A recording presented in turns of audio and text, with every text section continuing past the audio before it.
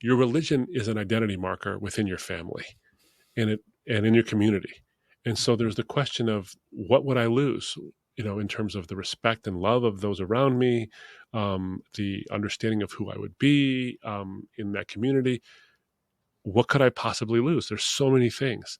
And in some parts of the world, you can even lose your life for becoming a Christian.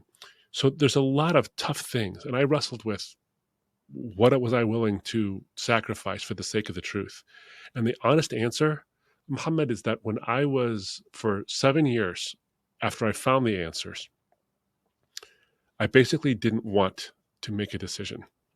I wanted to try to harmonize the Quran and the Bible and say, oh, they say the same things. It's only Christians and Muslims who are trying to make division, but God doesn't want that, and I tried to play games with both the Bible and the Quran for a while to try not to make a decision. I would have to say that I was a bit of a coward in those days because I wasn't willing to go where the truth led. I thought I was brave, but I was really not. It was when God started getting a hold of me and the intellectual integrity started to really pressure me. I began to see the evidence for this. And that beautiful part where I saw that what God had done for me, I suddenly realized that whatever it was that I was going to lose was nothing compared to the person that I would gain, who is Jesus himself, who was willing to sacrifice everything for my sake, who was rejected by his own people, who was rejected by even his own friends at the last minute, only to have them become his champions later. But he knew what rejection was like. And so I would say if there's a Muslim who's watching this, for example, and who's on the fence, and you're thinking, is this worth looking into? What could it possibly cost me? I can't promise you it's going to be easy. In fact, it's likely going to be extremely hard, very hard.